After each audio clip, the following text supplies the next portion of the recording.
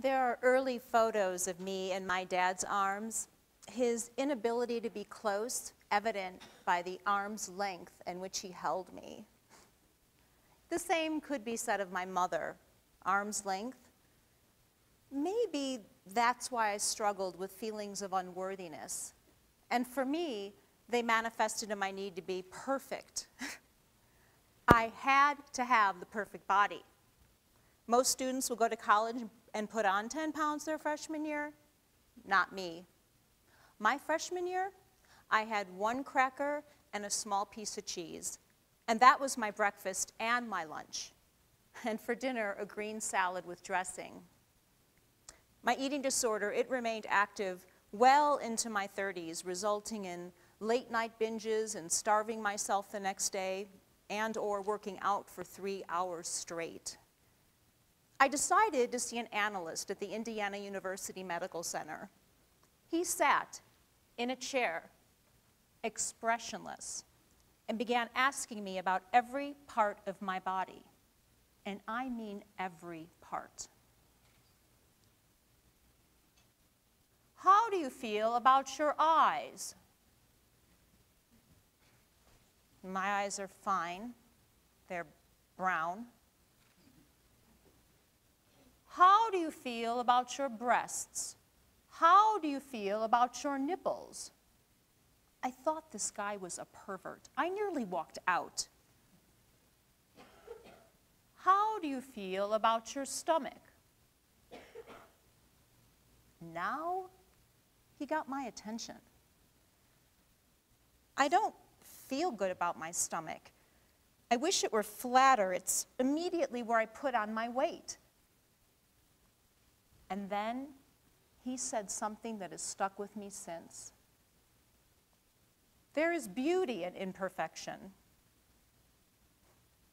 He invited me to stand naked in front of a mirror. Oh, not there in his office, but when I got home. Looking at my body in full versus zeroing in on my stomach, which is what I normally did. And to this day, I do this exercise, and it shifts me into feeling gratitude for my body, imperfections and all. Speaking of imperfections, I don't have crabs.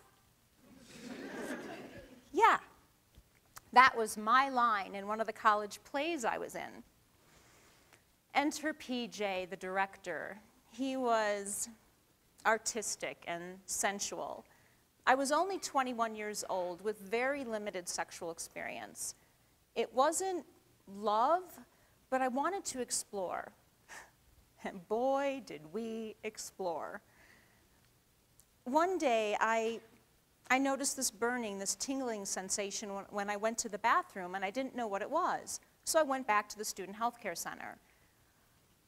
A nurse practitioner told me I had herpes simplex 2. Now, this was almost 30 years ago. Herpes was not commonplace at all. I had never even heard of it. Oh, what do I take for that? There is nothing you can take. You will have this for the rest of your life. Your chances for cervical cancer have increased. You can pass this along to your future partners. You can pass this along to your unborn children. There is nothing you can do.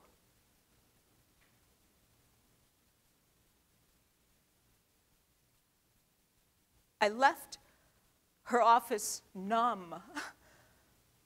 I mean, who will ever want me again?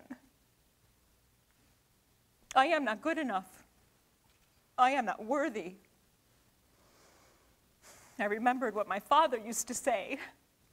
The man who marries you is going to have to be a saint. The initial outbreaks were so painful, I couldn't even relax enough to go to the bathroom. 6 months later, one outbreak would end, the next one would begin. I went back to the student health care center, this time to a male physician who painted a very different picture.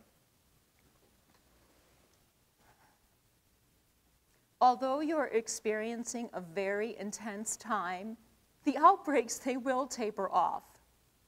You will not pass this along to your unborn children unless you're having an outbreak during childbirth. And then you will choose a cesarean.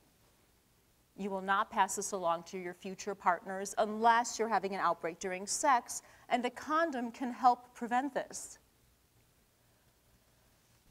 That meeting, it really left me with hope. I would not be scarred for life. Somebody will see me and love me for who I am. And that's happened many times. You know, eventually, I came to appreciate herpes. Oh, God, that must have sounded really strange.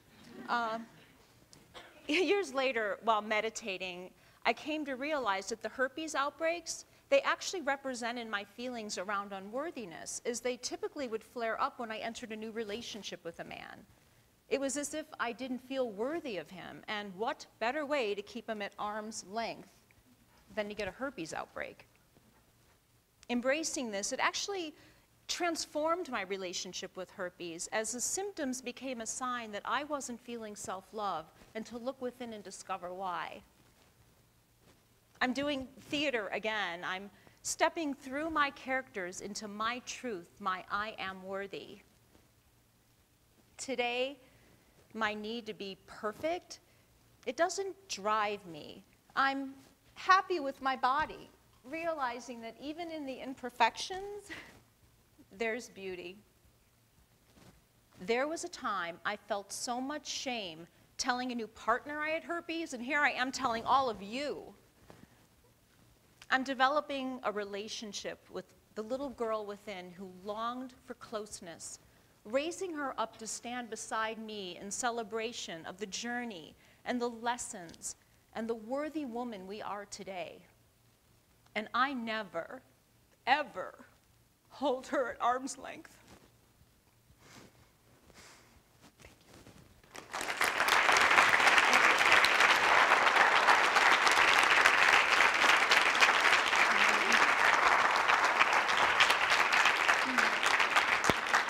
Thank you. If you suspect you have an eating disorder or know someone who does, there are so many resources available on campus. There's actually a group that meets on Wednesday mornings at the counseling center. And there are so many ways to avoid transmitting sexual diseases, and there's information outside on the tables. Thank you so much.